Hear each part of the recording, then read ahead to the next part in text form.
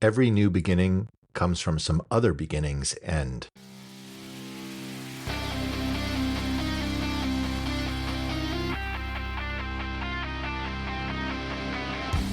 Welcome to the Throttle and Roast podcast. I'm your host, Niels Meersschaert. In today's episode, we look at when it might be time to get a new bike. We'll cover new to me versus just new, whether you're replacing a bike or adding one to the garage. We'll also look at reasons you might want to hold off on getting that new bike, as well as some reasons to just go ahead and get it. So I do want to address, this is a common turn of phrase you really do hear a lot with motorcyclists, which is, oh, this is a new to me bike. And really, this is just a sort of a nice way of saying that they bought a used bike.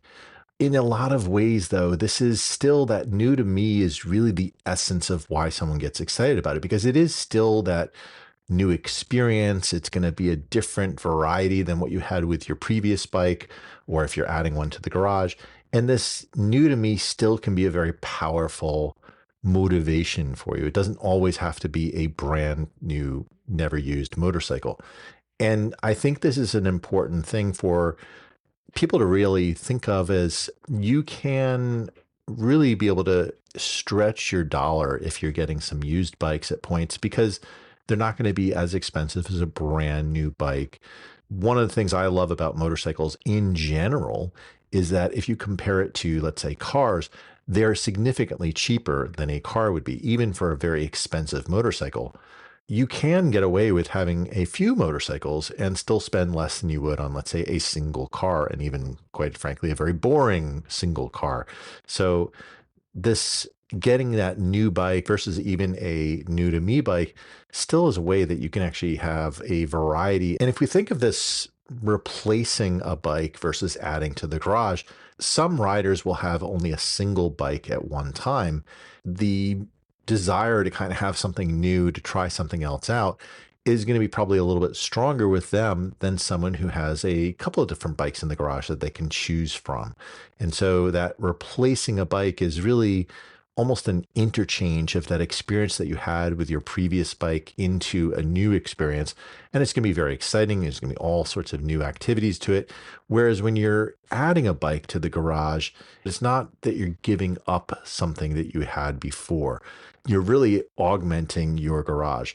When I first started riding, I was really in the replacing a bike sort of camp. So I'd say in my first 2 years of motorcycle riding, I had 3 different bikes. So I would try something, I'd use it for a little while, and then I would switch and flip into the next bike.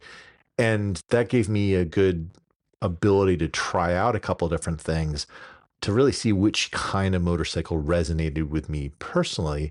But it can be a little bit more expensive with that. So this is where you have to think of that trade-off of how often you're doing it versus having something you have a little bit more experience with. And now you've gotten to see like all the pros and the cons, and maybe those weren't immediately evident at first glance.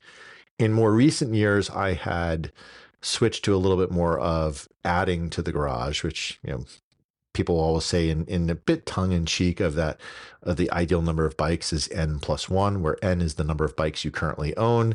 So you can always add a new bike into the garage. And what I liked with that experience of having multiple bikes in the garage was that I could go into the garage and say, well, what's my mood today? Which bike do I feel like pulling out and taking a ride on? And because I had a few different bikes, and I did try to make my garage have very different characteristics of each of the bikes, it really was a very distinct experience for each of those. So there's pros and cons, I'd say, to both approaches of whether you get a new bike and replace a bike into your garage, or you add another bike into your garage. So let's look at a few reasons, not to be a complete Debbie Downer in here, but maybe some reasons that you might want to hold off on getting a new bike. Well, one of the first ones is your old bike isn't paid off yet. And I shared, just in the previous segment, that in my first couple of years of riding, I actually had 3 different bikes within 2 years. So none of those bikes had been fully paid off yet. And I had to roll the initial loan into another loan. This might be a reason that you may not want to do that, because if you think of if your old bike hasn't been fully paid off yet, generally, if you did finance a bike, and this is what I'm specifically meaning of it's not been paid off yet, you're usually paying the your basically depreciation in that first year or two is going to be rather significant.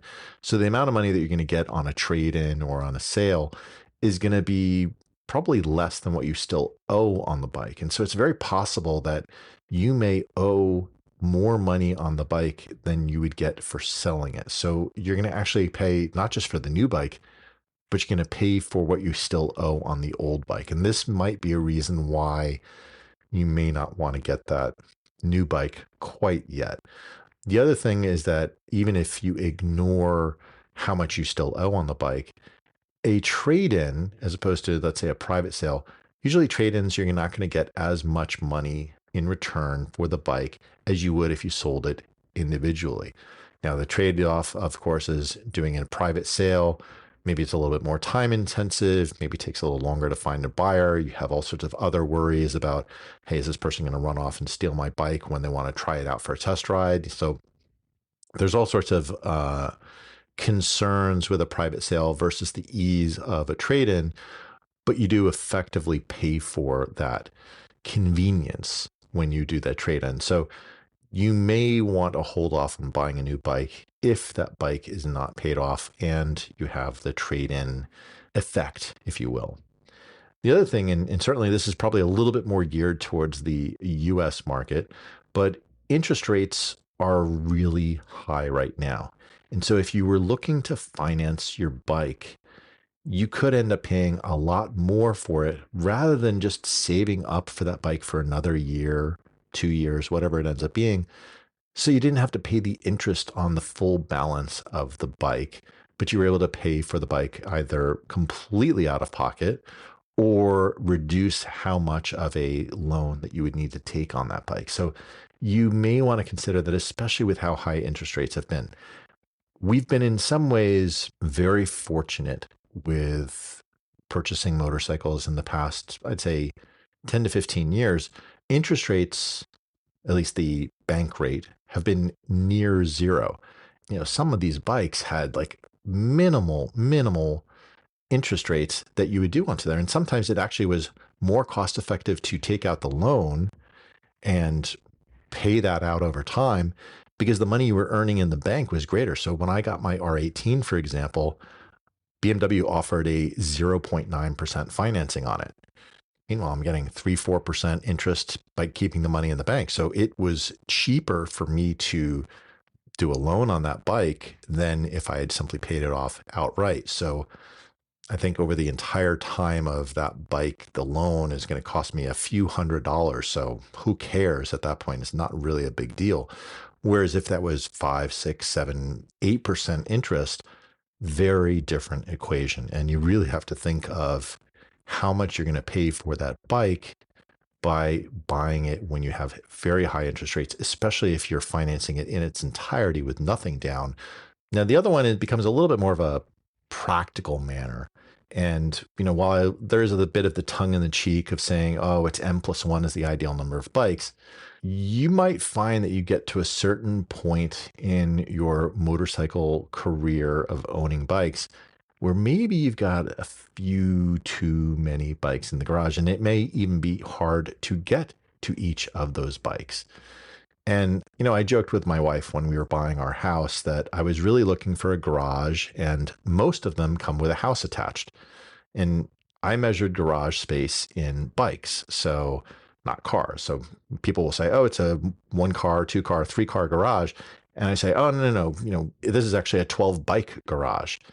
And while you can fit a large number of bikes into the space that would have been, let's say, a traditional 1-car garage, getting to them all easily isn't always the case. And you may have to move bikes around to be able to get to some of those other bikes that were maybe further in or blocked by some way. Or if you're sharing the garage with both a car and motorcycles, you may have to pull the car out to be able to get to the bikes. So just think of, is it really practical for you to do this? And certainly you've got to not even just consider the physical space of how you're going to park those bikes, but you also need to think about some almost more like practical logistical issues, such as if you're going to have all these bikes and you're not going to be riding every single bike every single day, you're going to probably want to put those bikes onto some sort of a tender of some sort. But you're going to need to have space for those battery tenders and the power cords that are going to running between each one of those. And if you have to constantly move a bike out of the way to get to that one that's a little bit further buried, it could dissuade you from riding that buried bike more often. And you might find that it starts to become a more infrequent ridden bike. Now, another reason why you may want to hold off on getting a new bike right now is maybe your miles per bike per year is really low. Now, if you only have a single bike, obviously it's just that's your total miles that you do on a bike. But if you have a few different bikes and now you're looking to add another one into the garage, really take stock of thinking about, well, how much is that average miles per bike per year? Now, the weird thing is here in the United States, because we are that more of a leisure style riding, there was some studies that have been done that say that more than half of all American motorcyclists ride less than 1,000 miles per year. Now that's total across all of their bikes. So imagine if they had more than one bike. I mean, it's a handful of miles per year. Think of that. You're probably going to have to do an annual service on most bikes. You usually have to at least change the oil annually. If you're riding very infrequently on each bike, you're still going to have to get that service done. And whether you do it yourself or you bring it into a dealership, that's an additional cost that you have to add into each one of these bikes. So really be thoughtful of how many miles per year you're doing and is that actually going to make sense? Because you've got to think of things like your insurance, you've got to think of things like your registration, getting it inspected. Here in New York State, for example, it is a massive pain because we have to renew the registration every single year. We have to get it inspected every single year. Here, they've made it even more challenging for shops to actually go and do the inspection because they had to get a brand new printer to be able to print out the inspection sticker. It's $6. So it's not that it costs an arm and a leg for the inspection, but think about how much money the shop is earning off of that. So they don't really want to do the inspections to begin with. They make no money off of it. And in fact, New York State charges them for each of the stickers something like $11. So they actually lose money on the deal. So it's a really horrible racket for the inspection station. And I had earlier this year, I was trying to get my bikes inspected for like 4 or 5 months.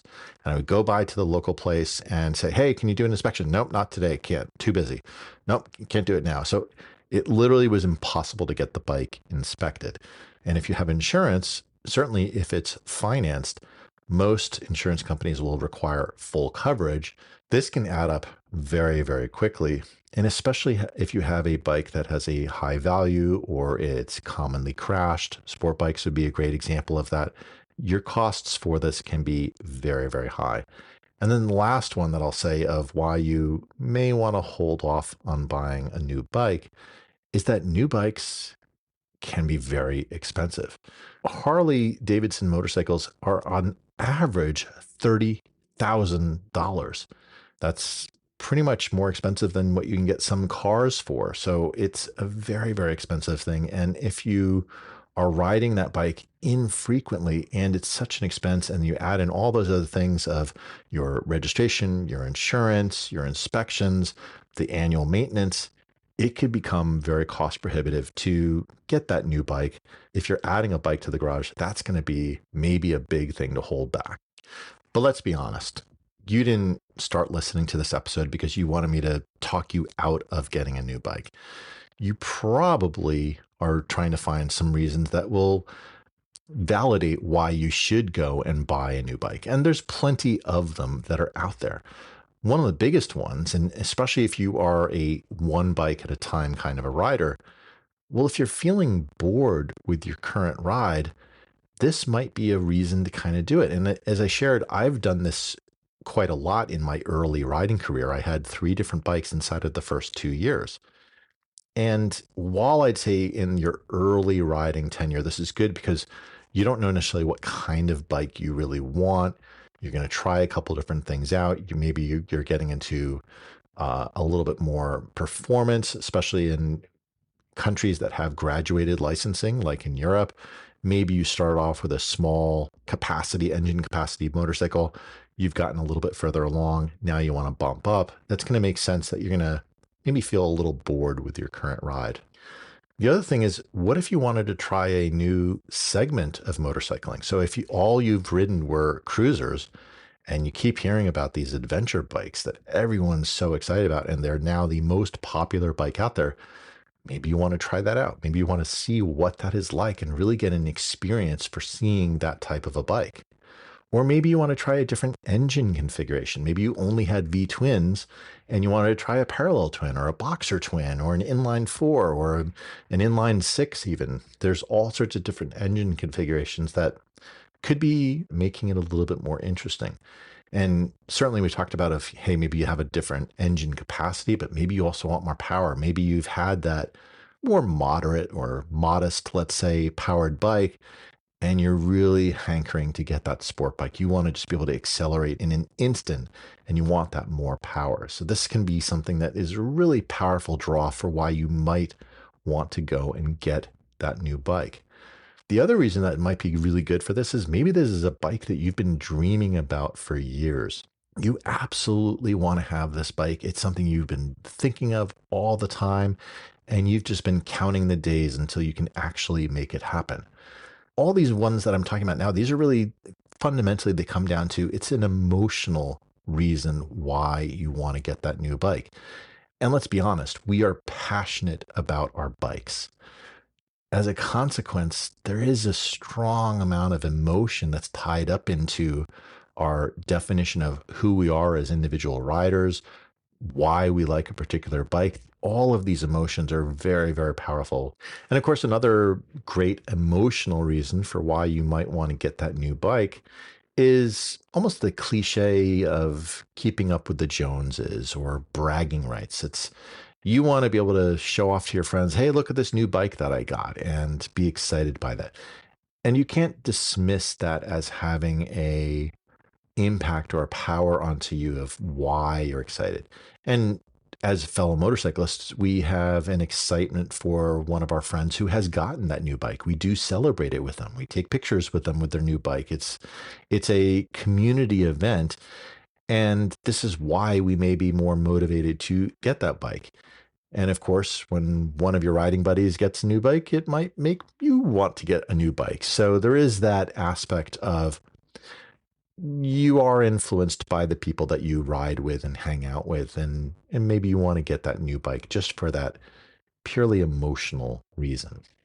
And while emotions are, I'd say, probably one of the strongest factors in figuring out that it's time for you to get that new bike, there can also be some practical reasons that, and this might be a way to describe to a spouse of why it makes sense for you to get this new bike, but there are some realistic practical reasons that you can look at. So first off, one of the simplest is maybe your bike was in an accident and it was totaled. Well, clearly, if you want to continue to ride, you're going to have to get a replacement bike. And whether that's new or new to you, almost doesn't matter. But that's a practical reason for why you may want to get a new bike. And if you've had your bike for a long time, you might start to get to a point where the bike is needing more repairs and maintenance than it seems that you're spending time riding it. And I experienced this more recently. I had an old 1972 BMW R75, and it's a wonderful old bike, classic bike. I used it in a lot of the Distinguished Gentleman's rides over the years. Bring it up to, we have a local bikes and breakfast event, which is really all about classic motorcycles. And it's a great, great bike. And it has a character that was wonderful in a lot of ways. But if I'm honest about it, it's not the fastest bike under the sun. It was maybe 50 horsepower when it was brand new, and probably a lot less than that 50 some odd years after it was built. The brakes were suggestions, I'll say, rather than actual functioning brakes. They were both drums, front and rear, and they would not necessarily slow you down with any expediency. But the worst part is that because it was such a old bike, the just parts on it would wear out over time. So a few years ago, replaced the starter motor because I would basically drain the motor every time that you tried to start it with the electric start. And so replacing the starter motor did help that dramatically. But then I had a couple of other electrical issues. So probably about 2 or 3 years ago, I had a minor electrical fire as I was riding. Just the wires started to fray and just all the bouncing over 50 some odd years of riding eventually shorted it out and had a little bit of a short and totally killed the bike right there. So I was able to get that repaired and, not super cheap to be able to get a whole new wiring harness that was in there, but they replaced the front part of the wiring harness. Got that all done. And then last year, I had another electrical problem. The same thing, where as I'm riding along, all of a sudden it starts smoking and shorts out. But this time it was on the rear part of the harness, the stuff that goes to the signals. So I was still able to ride home, but this is now, I'd had electrical fires and failures with it twice in a couple of years. And this bike was just needing to have a lot of repairs. And I really was only riding maybe 800 or 900 miles a year on that specific bike. And I had 4 other bikes in the garage. So sometimes if a bike is needing more repairs than you're actually spending riding, that might be a practical reason to replace it. The other one, and this plays into a lot of those sort of older bikes again, is how readily available are parts. And you see this in cars all the time too. There is almost a built-in obsolescence that we get with motorcycles where it's maybe a little bit harder to find parts and you have to spend all of this time looking around to get things. And if it's, especially if it's your only bike, it can be really infuriating that you can't ride now because you're spending months trying to find a part that you need for that one bike. This could be another practical reason to just say, hey, you know what? Hand it off to someone else who maybe has a few other bikes in their garage, and then this one they can spend that time on finding the parts for and running it because they have other bikes to ride in the interim. So maybe you want to replace that bike when the parts are no longer readily available. And this really plays into more of the, I'll say, older bikes. So if you've got a bike that's a year or 2, 3 years old, the likelihood that you're going to have a problem of parts availability, provided the company that makes the bike is still in business, is relatively low. But even if you have one of those newer bikes, as the warranty is coming into an end, you might also consider saying, hey, you know what? I want to replace this bike now. Because if you have to do a major repair after the bike has come out of warranty, it could be a substantial out of pocket expenditure. And so this might be a reason that you say, just practically speaking, yeah, it's worth me replacing the bike. I would say that I know a lot of riders who this is their philosophy and they're getting new bikes every 2, 3 years when the warranty runs out. And it works for them. They've got a relatively fresh bike each time. They're able to have that variety of a new experience each time. And I did that, as I said, early in my riding career. I would basically keep bikes for, a year, 2, 3 years at the most. And as I got a little older, I started keeping the bikes for much, much longer. That R75 that I'd mentioned, that really old bike from 1972, I had that bike for 9 years before I sold it. And I had my old GS Adventure for 14 years. So you can have a bike for a really, really long time. And the warranty is less of an issue, maybe right at that point, but it was something that was always in the back of your head of like, hey, am I going to have availability for getting some parts onto these bikes? We talked about a reason to hold off is maybe you didn't have enough money and you had to go into financing and the interest rates were high. Well, maybe a practical reason is you've saved up the money, you've got it, it's ready to go in the bank. You're not going to have to borrow anything to get this new bike because you had done that holding off earlier, and now it's time to get that almost reward of your financial savings in a sense. So now the other one I'll say that why you might practically want to get that new bike is maybe you're replacing a car with a bike. And I did this when I had a Subaru WRX, and that was my sort of station car, if you will. So I would go to the train station to go into work. We had that as our second car. And it was an attempt by me to be like, let me have something that's maybe a little bit more fun. The thing is, what I found with that particular car, and I don't mean to bash the WRX in any way, but if you only drive cars, it can be a fun car, no doubt. But once you've ridden motorcycles, and especially motorcycles that are higher performance, there's just no practical way that that car will accelerate anywhere close to as quick as a motorcycle will. And the only thing that it was providing for me was a little bit of practicality. I could carry a couple of the little extra things in there. So if I needed to run an errand, I could do that with that car with some reasonable level of it. Certainly easier than I could with maybe some of my other bikes. I did get to a point where I was leasing that car and really started to do the math. And I realized that between the insurance, and insurance is always more expensive on a car than on a motorcycle, or at least by me it is. But when I combined the leasing cost and my insurance cost, it was actually more expensive each year for me to have that car than to just buy a Vespa outright. So I turned in the Subaru and I got a Vespa. And I saved more than $1,000 a year on insurance. I got more than 4 times better fuel economy. And we already had another car. So this was getting rid of the second car. And my scooter basically became my second car. It was like I could carry groceries onto it. I've carried 2x4s on that. It's really worked well as a second car. And most of the time when I'm going out to run that errand, I'm not like carrying the kids in the top case or anything like that. We'll take them in the car if we need to do something. But if I just need to run and pick up takeout or something like that, I'll just take the scooter. You're getting 70 miles a gallon on that thing. It works really, really well compared to having a car.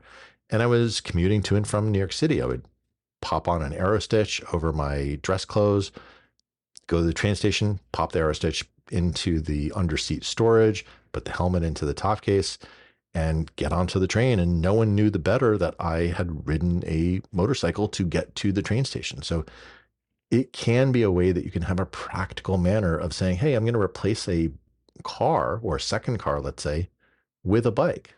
The other one that I'd say is a more practical reason for getting a new bike would be that your needs have changed. And I highlighted a little bit of that with replacing the car with the scooter. Let's say that you're early in your riding career and your current bike is sort of a learner bike. And you want to get something that's a little bit more capable. Maybe you want something that has more power. Maybe you want something that has a larger tank. Maybe you want something that's a little bit more comfortable. Well, that's completely fine to say, hey, here's a practical reason why you want to get that new bike, because it gives you capabilities that you did not have before. And maybe if it's that you wanted to try traveling, maybe you want to get a bike that has more luggage capacity. And therefore, this is going to help you try out a new experience in riding than you had been able to do before. You might want to get a lighter bike. I did this more recently when I got rid of my old GS, my old R75, and a sport bike. I actually traded all 3 of them in, and I got the F900 GS. The new F900 GS is 80 pounds lighter than my old GSA. And I could move the GSA around if I was just doing like moving it around the garage. There was no problem. It wasn't that I was not physically capable of doing it. But if you're taking the bike more off-road, which is what I was doing quite a lot, that extra weight becomes a burden in a lot of ways. And a lighter bike is more fun when you're riding off-road. And quite frankly, it's also more fun when you're riding on-road because it's more sporty. It turns quicker. All these other benefits that you get with having a lighter bike are an advantage. Now, the other thing is if you need a lighter bike because maybe you're getting a little bit older, maybe you have a physical condition that makes this harder for you, that lighter bike could be another practical reason for why you may want to replace your current bike. And to be honest, like there's also certainly a lot of riders, certainly here in the United States, who might get a trike or a sidecar, which has that extra wheel, which again helps make it a little bit easier that they're able to still ride, even if it's harder for them to balance the bike or lift it up off the side stand. So there can be some physical constraints that may make it a practical reason for why you need to get a new bike. And if you're doing a lot of highway riding specifically, or you want a bike that you can use through the winter months, Having a bike that has more wind protection could be another reason why practically it makes sense for you to get a new bike. Maybe you've only had a standard or a fully naked bike, and now you want to have that extra protection from the wind to just make it a little bit easier. And, or if you're riding a lot of highway miles, maybe you just find it fatiguing not having that wind protection. And while you might be able to add a windshield onto your bike, maybe you want to get one that is a little bit more integrated or has additional wind protection beyond just the windshield. And a final one, and this is something that I think is more broadly happening to motorcyclists in general, is maybe you don't need as much power. And while this seems almost contradictory to those who are looking to get more power, maybe from that learner bike that they had, in truth, if you think about motorcycles today, the amount of power that we have has gotten so incredibly high that you can't practically use it on the street. So, as I mentioned, I just turned in and traded in one of my bikes, which was a sport bike. And this was a S1000R, very quick bike, sub 2.5 seconds to go from 0 to 60 miles an hour. So insanely, insanely fast, 160 horsepower. I owned that bike for a decade, and I can count on 5 fingers the number of times that I had full throttle open for more than a second because it accelerated so quickly. You just never had to hold it open for that long. So the adage of it's more fun to ride a slow bike fast than a fast bike slow does really hold. And especially with a lot of the modern bikes, you don't need all that power. I mentioned that that old bike that I got rid of, this was a quote unquote big bike in the early 70s because it was a 750cc engine. It was the largest one that BMW made at the time. And it only had 50 horsepower. Today, we think of that as being a relatively small or low power bike, especially in the world of super bikes that today have more than 200 horsepower. It's still only what 400 to 500 pounds is the typical motorcycle today. So how much power do you realistically need to be able to get you down the road, even in a fun way? And I'll say this: my new F900 GS it's 105 horsepower. So I think that around the 100 horsepower is kind of a perfect option for most riders. It gives you enough power that you can still have fun, but it's not so much power that you feel you never have a chance to really fully utilize it. And that's the thing is if you have a 200 horsepower bike and you're riding on the street, you're really never going to be using that thing to its full potential. Being able to get rid of a bike because you don't need that much power may be a practical reason. And of course, you're going to save in terms of it. You're going to save on typically on fuel costs. You're going to save usually on insurance as well. There's reasons why downsizing is becoming so popular. So we've looked at a few different things with when it's time for a new bike. We looked at how a new bike doesn't have to necessarily be a brand new bike. It could be a new to you bike.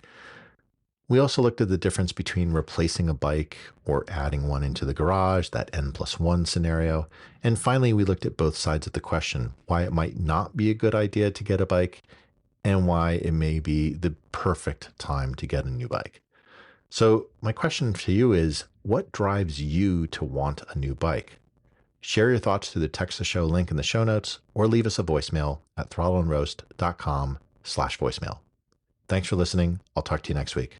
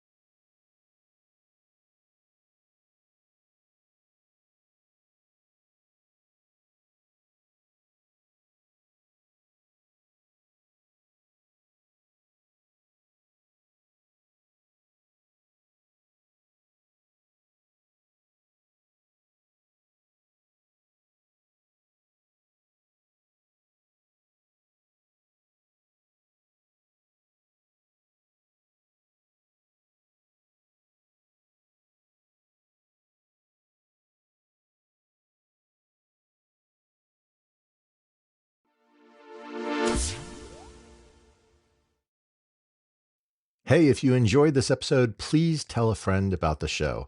You can often share an episode directly from your podcast app, or you can direct them to throttleandroast.com. Word of mouth is the best way for us to grow and find new listeners, so I really appreciate your help.